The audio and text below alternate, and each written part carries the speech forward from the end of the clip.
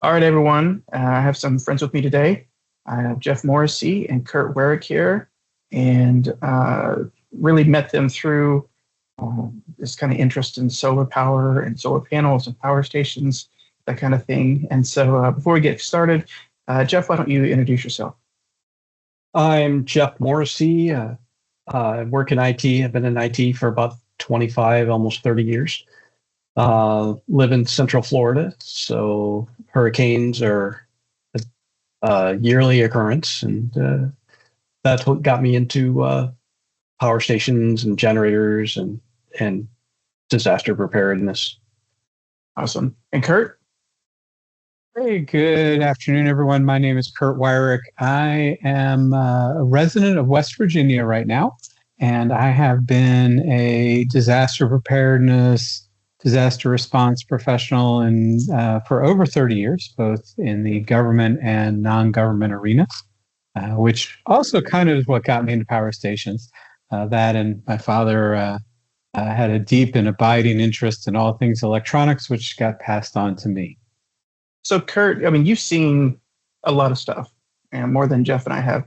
How important is it on the prepper side, the preparedness side, to have a backup power source? These days, it's extremely important. When I first started in this field, power was not as critical as water and food. But these days, we live in a technological society. We depend on our cell phones for directions, for emergency information, for communicating with our friends. We depend on power for everything that wraps around our lives. So having some sort of backup power, what I like to say is a multi-layered backup approach to power is more and more critical today.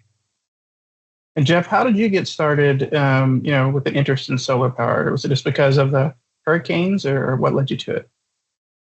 Well, it was the hurricanes, and I was in the military and dealt with the big 60K generators and everything else at that point as well. So I've always had my toes in the water, I guess you would say.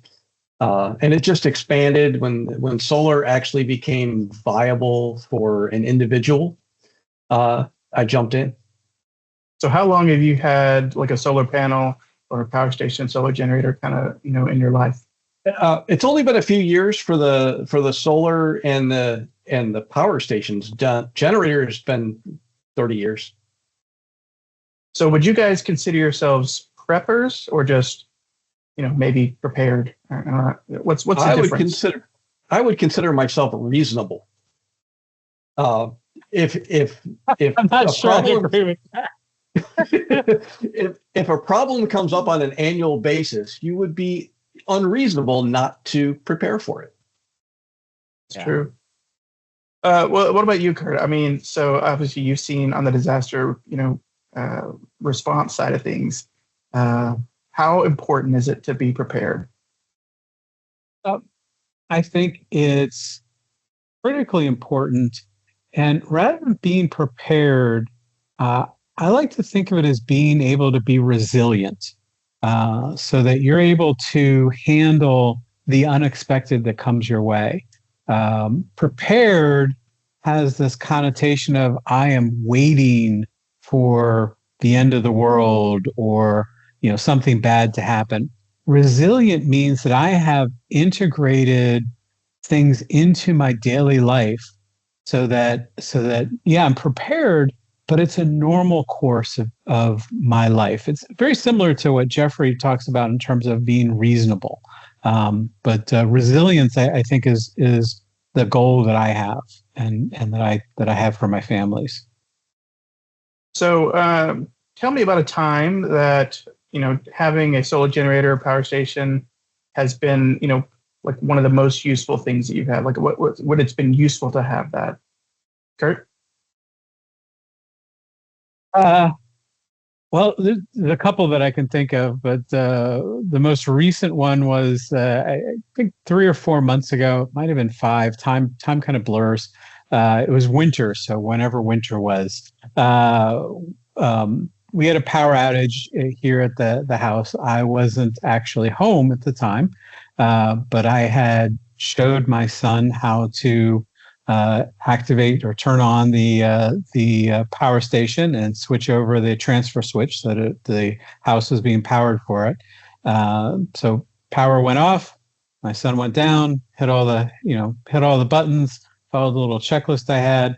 And the best thing about it was my grandson, who also lives in the house, had no idea that the power had gone on. He was just continuing to be a 6-year-old and, play around, watch TV, whatever. And about, 6 or 7 hours later, they fixed whatever was wrong.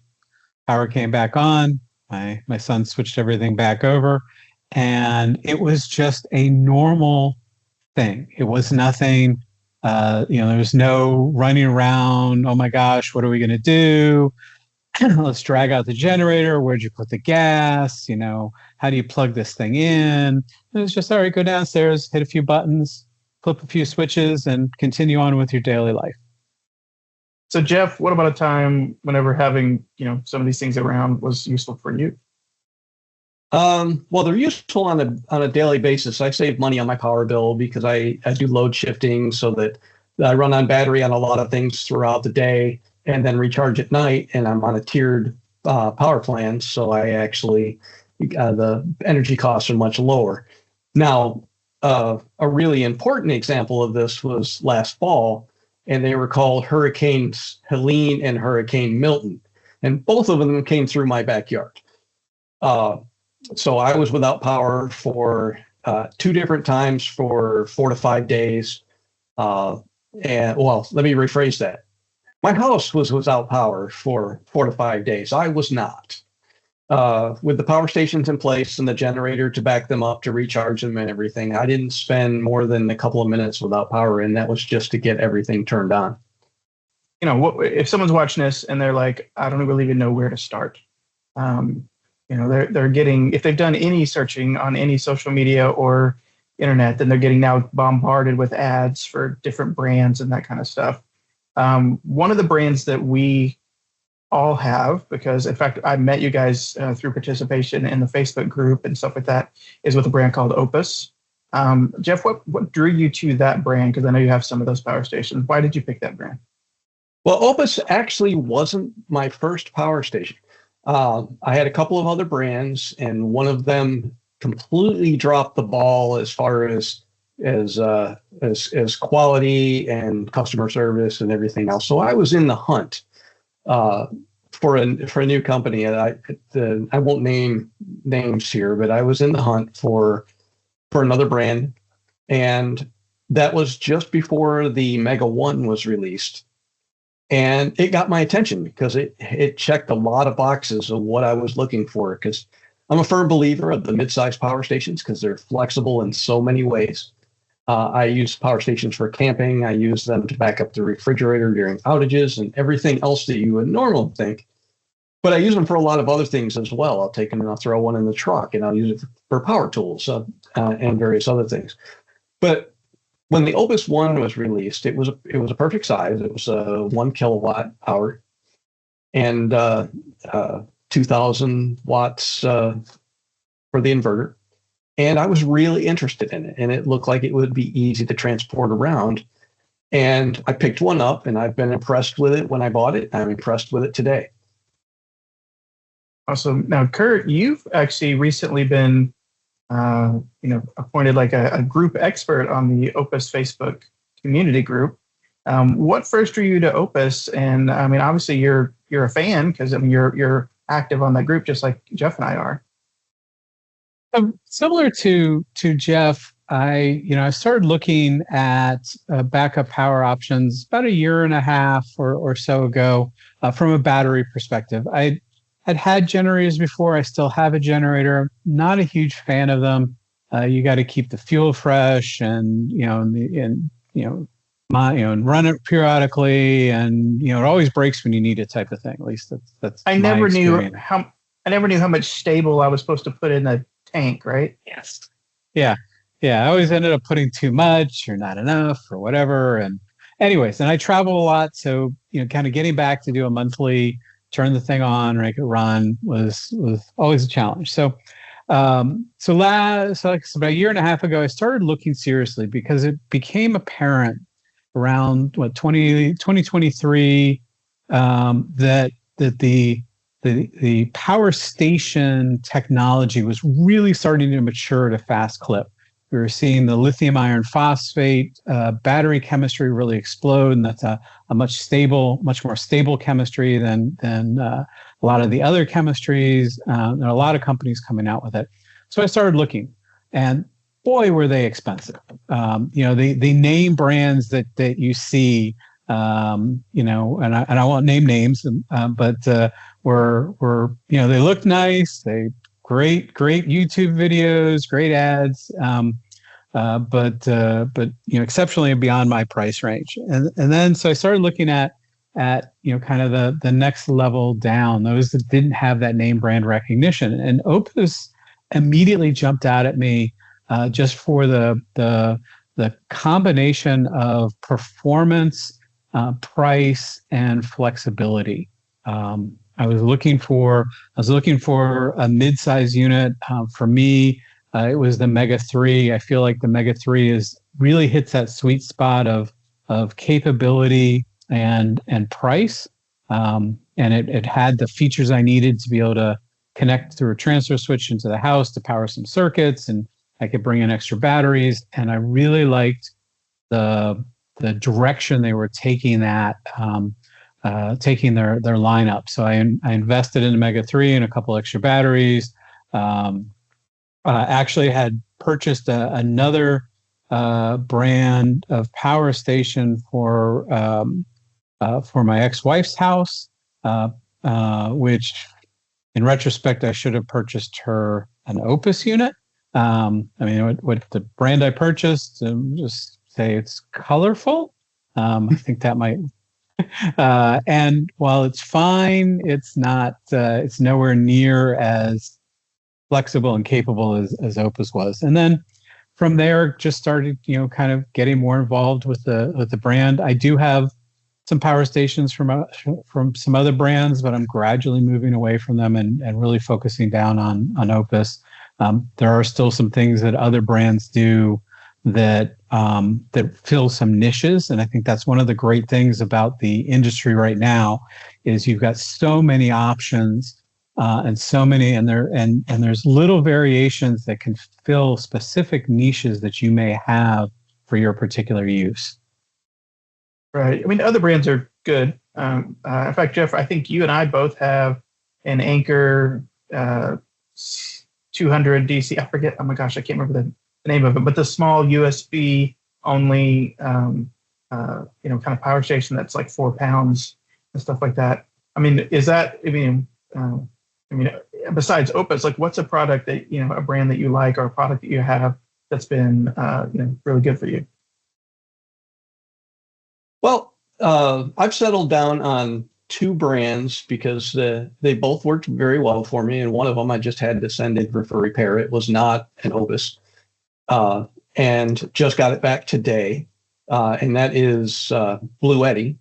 It's one of the big recognizable brands. It is pricier than some other on the market. I like Kurt have settled primarily on Opus going forward. Bluetti does have some intriguing products that have recently come out that I have to take a long look at. What do you think about that Apex 300 that they've? I don't really understand. Is it on a crowdfunding thing? Is it out? Can you get it yet? I've seen it is out, and that is the one that I was talking about. It's a call it a replacement for their 300 series. It's 120 and 240 volt, and it has some extensive expansion opportunities, I guess you would call it. I'm taking a long look at it. What I am going to do is I'm going to hold off on it a little bit and see what Opus has to offer before I make any decisions. I do not need 240 in the short term, so I'm giving them a chance. So, Kurt, what about car charging? I mean, do you travel a lot in the car? Is that something you would find useful? Like, have you been looking for anything like that? So currently, when I travel, I usually travel with a portable fridge. I have a little portable fridge, and that's plugged into a power station, which is plugged into to just a cigarette outlet plug, because the portable fridge is so power efficient that provides enough power.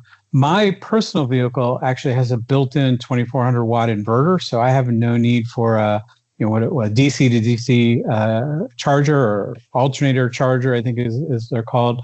I think it's a great technology. If I had a different vehicle, I would absolutely be installing one, and actually I'd probably be installing the Bluetti Charger 1, which I think I've been really impressed with the design and the control on it.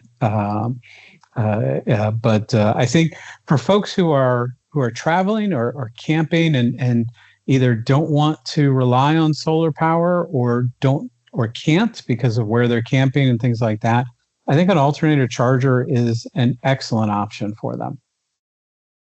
So both of you guys have, been involved in this longer than I have. I mean, I'm still pretty new to it. I know that there's a massive learning curve. So if somebody's like, I want to get involved in solar power, I want to buy a power station, I want to get a solar generator, I want to put up some rigid panels, I want to have a transfer switch, I want to, have do these things. How do they learn about them? Yeah. There's a bunch of YouTube channels with very knowledgeable people, and some of them more colorful than others. I'm gonna name two. Probably get out of order here. I'm gonna name two that I really like. One is Reewray. It's Reewray. He is about the most even-keeled and down to earth person that you're going to get when they go through the reviews and speak to it. There are some other colorful people. Hobotech comes to mind. The Facebook groups for the various manufacturers are always good, especially for Opus. We've mentioned that before. But the Facebook groups are great. I would just go reviews, a couple of YouTube channels, and then springboard from there. I wouldn't buy a power station and then go looking for information. Just wander around a little bit before you make any decision whatsoever. Right. So, Kurt, do you think it's a good idea to put your toe in the water maybe with a smaller power station before you get a larger one for your home, or how should people approach this? I would say to start with, you want to answer the question, what am I trying to do? What is my goal? Do I want something to be able to power my entire house for days and days and days? Am I looking for something that I can take on the road, go camping? What are you trying to do now? And I say now because I can guarantee you that in 6 months, once you've dipped your toe in and started getting, you're going to go, oh, well, look at what this can do. Let me move from here. But you want to come into the market, so to speak, with an idea of what problem or what goal you're trying to achieve. And then, as Jeffrey said, start doing your research. Join a couple of Facebook groups. Ask questions. There are a lot of people out there that are more than happy to answer your questions, to help educate you. There's also a lot of just pure marketing out there. And that would be the other thing I would say is that you're as soon as you type, I think you said earlier, Scott, as soon as you type a question into Google or to whatever, you're going to start getting bombarded with ads. A lot of those ads are going to be from fly-by-night companies or places that aren't primarily a power station manufacturer. So again, that's where you also will be wanting to do your research, ask those questions, spend some time to figure out what do you want, what's the best solution for you, and what's the best manufacturer to provide you that solution. Yeah, my daughter, we had a power station very long, and she's like, why am I always seeing ads for Jackery? Why am I always seeing ads for Bluetti? I was like, well, they have a really good marketing team, obviously, because they figured out that this IP address has apparently searched for this. So definitely, there's definitely a lot of marketing out there. There's also a lot of information, which is good. So that actually brings me to another question, which is what I would call like solar power YouTube. So you guys have already mentioned. Jeff mentioned a couple of channels that I like as well. There's a lot of channels out there. I actually find, and of course, here we are, like people are watching this on YouTube, so this is where we are. And I find that there's a very interesting dynamic with solar power YouTube because once you get a certain size, and my channel is fairly small, but I mean I have some relationships or whatever with companies. Once you get a certain size, people start reaching out, going, "Hey, would you like to look at our product?" And then you have this, you have both a duty to your viewer to review a product well, to give an honest feedback, and then also, well, you don't want to hurt that relationship with the manufacturer because what if they're never going to send you another product again?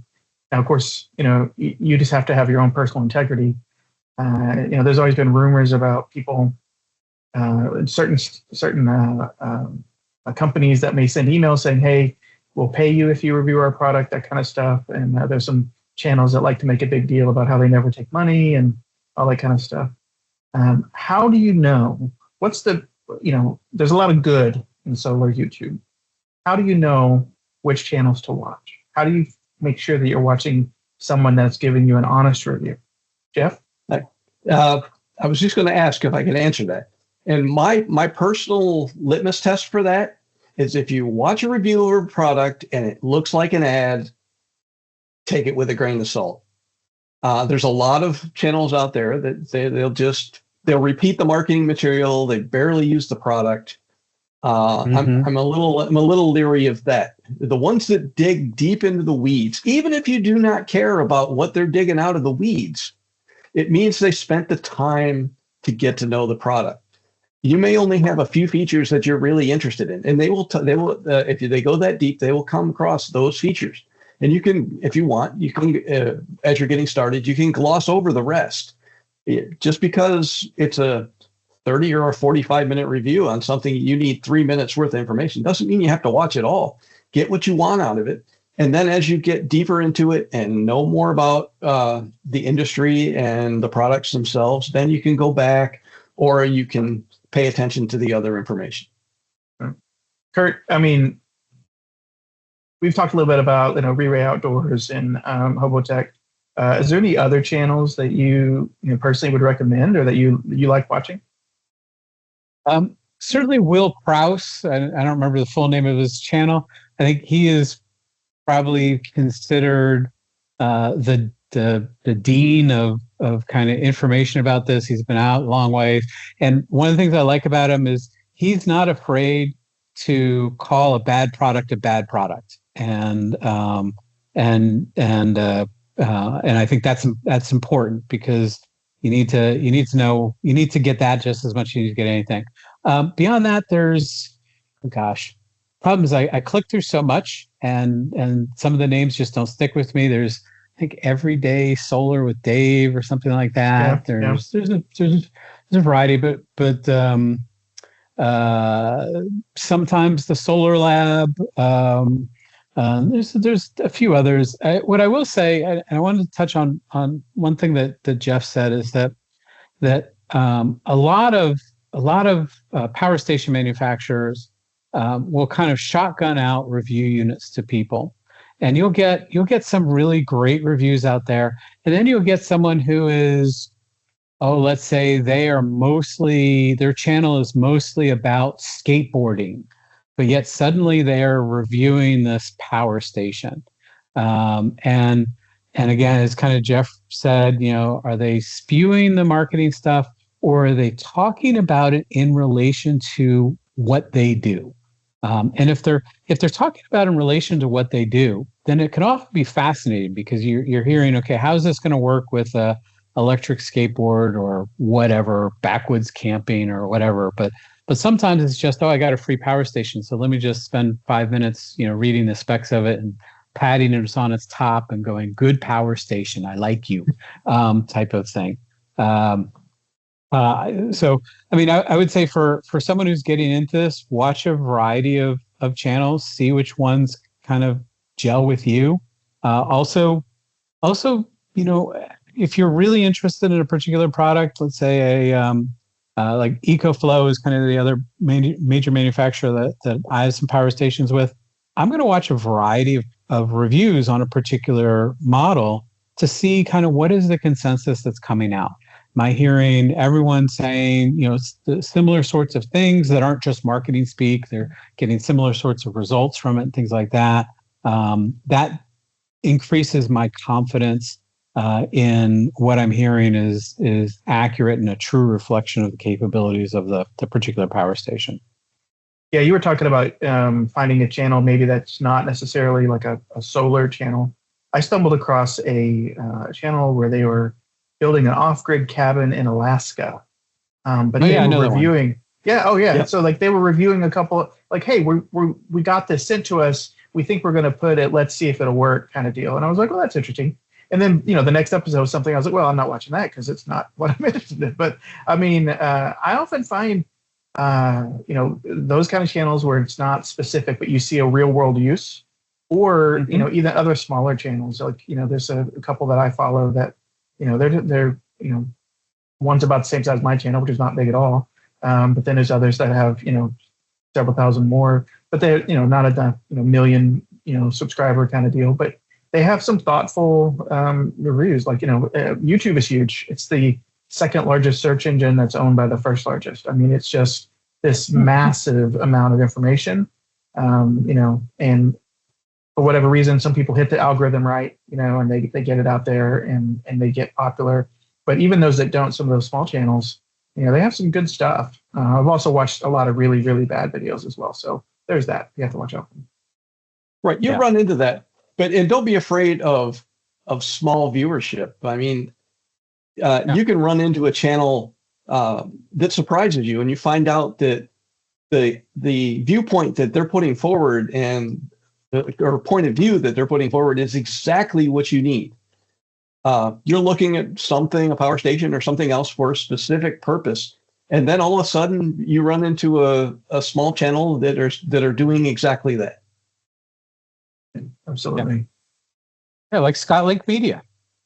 I mean, what are you even saying? Like, why people are already subscribing just from this video right here alone. So we're good to go. So let's last question. Obviously we were just talking about there's a steep learning curve, there's a lot of stuff. What are the basic steps? I'm gonna start with you, Kurt. I'm looking for a power station and I want to buy one. Like, what do I need to consider as I'm deciding what to buy? You want to consider, what are you going to use it for? How much power do you need? How many watts? That's kind of how you express power. How much power do you need? Are you looking to power some lights and a fan? Are you looking to power a drill or a press? Or what are you trying to do with it? Because that's the first thing you need to consider is how much power do I need? And then how long do I want to be able to do that? How much, which is energy. How much energy do I need, or capacity? And those are, if you know those two numbers, then you can start narrowing down to what are the power stations that are going to meet that need. And then from there, what are the features that those power stations have, and which one has kind of the right set of features that I'm looking for. And of course, there's brand reliability and recommendations and things like that. But you want to start with how much power do I need? How much energy do I need? Right, Jeff. So if I'm looking at these numbers, first off, how do I know how much power I need? Like where do I find out what is that wattage? I mean, and how do you calculate that? So there are a couple of ways that will help you immensely. One are the manuals. Like, say you're wanting to power your refrigerator. Generally, that information is going to be in the owner's manual. But an easier and I would say more useful metric is there are these little devices. They've been around forever. One of the brand names is Kilowatt, and there are others. They cost $10 or $15. And it's basically, it's got a screen on it. You plug it into the wall, you plug a device into that, and it tells you how much water it's using now. And more importantly, you can let it run for a few hours, and it'll tell you how much wattage it used over those hours. So that gives you a really drilled down view of how much power you're using. Numbers on paper don't necessarily give the average person what they need, but if you can plug it into what you have in your kitchen, and then get the concrete numbers there, then you got it. Then you've got a good place to start. Awesome. And so, what's the difference between like inverter size wattage and watt hour batteries? Like, I mean, it's similar to what Kurt you were just saying, but you were talking about energy. Whenever I'm looking at a power station and I see those two numbers, Kurt, what does that mean? And which one of those falls into those two categories you were talking about? Sure. So power stations are going to have two numbers. Typically, they're going to have watts. You're going to have a 2400 watt inverter, and that tells you how much power the power station can deliver at a specific time. So if you've got electric drill that uses 1,000 watts and a microwave that uses 1,200 watts, well, together that's 2,200 watts. So my 2,400 watt inverter could power both of those at the same time. So that's power. Now, watt hours is how long can I run that?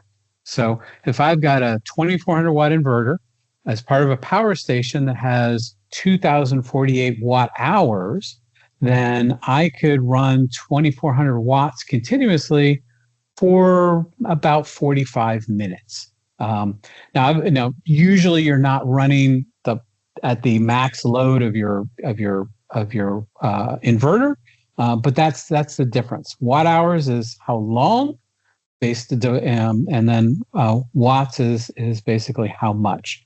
And you can figure out if you take the numbers that the watt meter that Jeffrey was talking about over time. Let's say you plug it into your fridge, and after 24 hours.